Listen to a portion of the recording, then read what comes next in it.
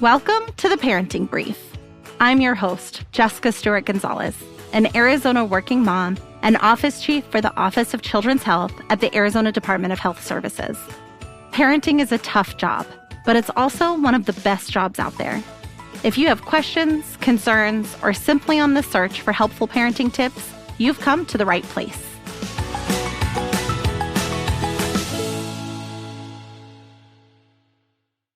Thank you for tuning in to this episode of the Parenting Brief. As parents, we are often forced to become professional multitaskers, especially when it comes to taking care of a baby and crossing off those routine household chores. But let's face it, cleaning the house or doing anything with a baby or toddler around is a challenge. Everyday household items become a new favorite toy, and every nook and cranny in your house must be explored. But when cleaning chemicals and mop buckets are out, it's important to keep your little ones at a safe distance. That's why today we have some helpful cleaning hacks for multitasking parents, along with tips on how to create a safe home for your children. Everything you need to know is up next.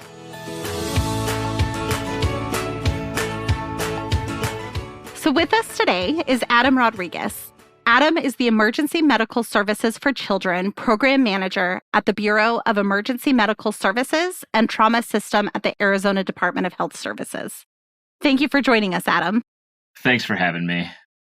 So I think we should start by admitting that multitasking on anything with a baby or toddler around is difficult, especially cleaning. Is there a general plan of action that parents should consider when preparing to tackle a cleaning job? Yeah, I think there's kind of two thought processes behind paying attention to something, and that's an active form of doing that and a passive form of doing that. So ideally, what I mean about those two is active would be, in this situation, anyone else that can, look over your child, whether that's significant other, family member, babysitter, what have you. That's the optimal process to ensuring that, your kiddo's safety while you're cleaning is absolute. Now, that's not always possible, and so passive then would be the way to do it.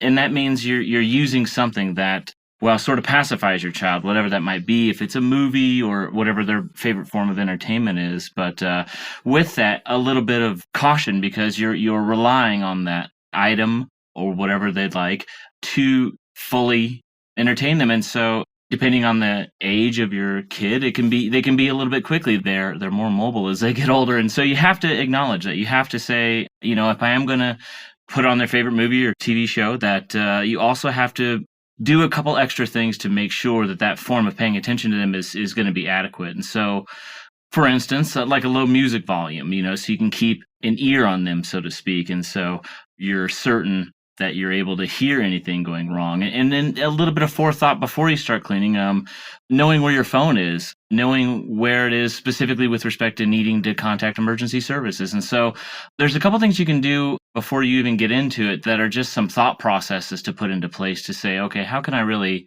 do this the best? Because if you're anything like me and you start cleaning something, you'll get a little bit involved in it and you kind of shut everything out for a few minutes and you might lose track of where that kid might be. And so a little bit of foresight goes a long way, especially with knowing where your phone is or whatever means you use to contact emergency services, as well as having some sort of a plan. It gives you a little bit more peace of mind, I think.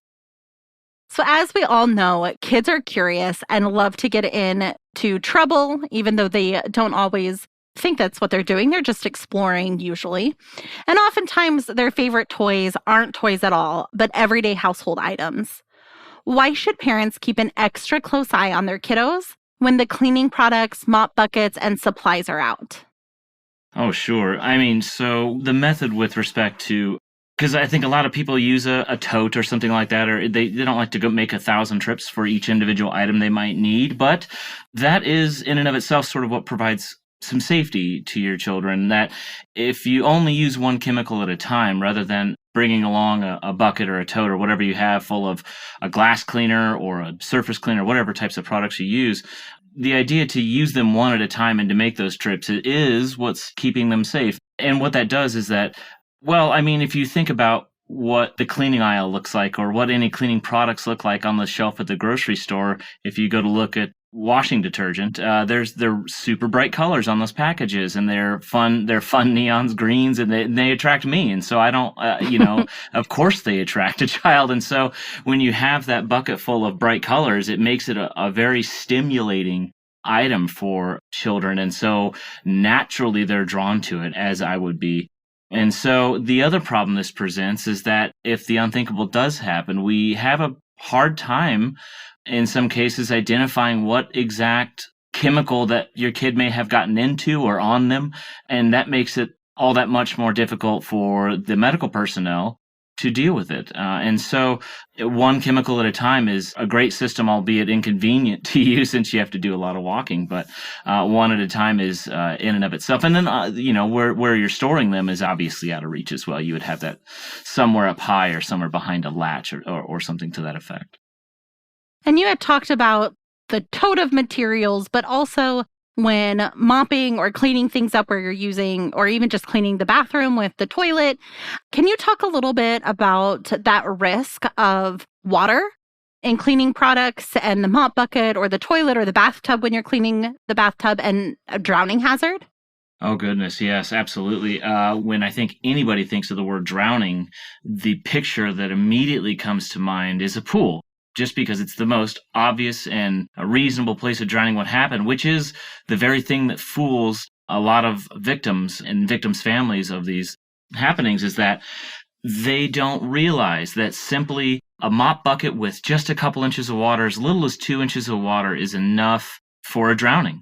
And so think of all of the possibilities in your home for 2 inches of standing water to be there. So we're talking about open toilets. We're talking about mop buckets or a small basin that you carry around for whatever, your shower or tub that you might have filled up for whatever. And so you all of a sudden realize that there's so many places around your house that maybe if you had the music up a little bit too loud, you wouldn't have heard what you otherwise would have with that event unfolding. And so, that's kind of what I'm talking about with keeping an ear on things. And so it's this coupling of a couple of ideas that lead to a successful outcome. But I think it's the fact it's so innocuous. Who would think you can drown inside the home? But unfortunately, we see it as a service every single day. So part of cleaning, I know for me anyway, is not just the cleaning, the mopping, the spraying, and all of that, but also includes sometimes those organizational components of cleaning out some bookshelves or furniture, or the kids' dresser with the switching out the clothes for the school year or the season changing. Having those big pieces of furniture like bookshelves and dressers can potentially be a risk as well. Is that true? I'm so glad you brought that up. Yeah, it's becoming a newer problem in terms of that we're noticing it more often. And I think it really has happened as manufacturers have begun to make things lighter and lighter. The lighter things are, the easier it is to transport, and maybe they're saving money on materials. And as a result, when parents set up these, whatever it might be, a nightstand or a TV stand or maybe a dresser or something like this, you have to realize that your child can crawl on that. And what we're noticing is that children are crawling up these things. They're not as heavy as they used to be, and they're coming over on the child, so much so that I think I saw something on national news, ABC or something like that, that was talking about a risk in some particular brand of some item that had a high tip over risk. And so while you have your bookshelves out or while you have your nightstands out or bed frames out, kind of pull on the front of them, see how much weight it would take to bring it down the way your toddler would climb up it. And if you've determined that it's a light piece, it's top heavy, maybe, for some reason the weight's distributed weird, take steps against that. You could walk into your local ACE and tell them just that. I'd like to make sure my, nightstand doesn't fall over on my kid. And they'll have exactly what you need there to do it yourself, or maybe a service to do it for you. What can parents do and be prepared for in the event something like this happens? What should they do first? At what point do you call for 911? What are they looking for before seeking that next level of care?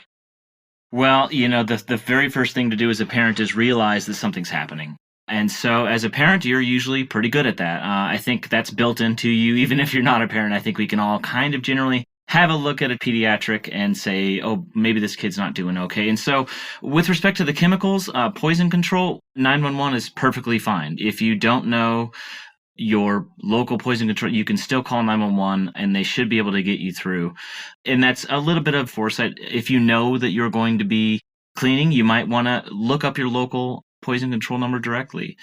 But calling the 911 should never be delayed if you really think that your kiddo is in serious jeopardy. And really what we're looking for is really three things. And all I'm doing is putting some labels on what we already know to look for. Is your child acting right? Are they acting correctly? Most of the time, when chemicals are ingested, it interacts with the neurology such that you produce some change in their behavior, whatever that might be. They might be hyperactive or they might not be. They might be the opposite.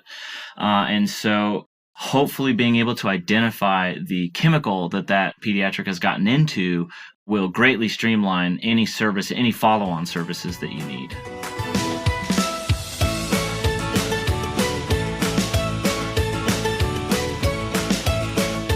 We have more resources on how to create a safe living environment for your kiddos. Just head to the episode show notes. And if you don't want to miss out on future episodes, make sure to follow us everywhere you listen to podcasts. While you're there, you can share this episode with your friends, family, or the expecting parents in your life. A few helpful tips and tricks can go a long way. Until next time, this is Jessica. You've got this.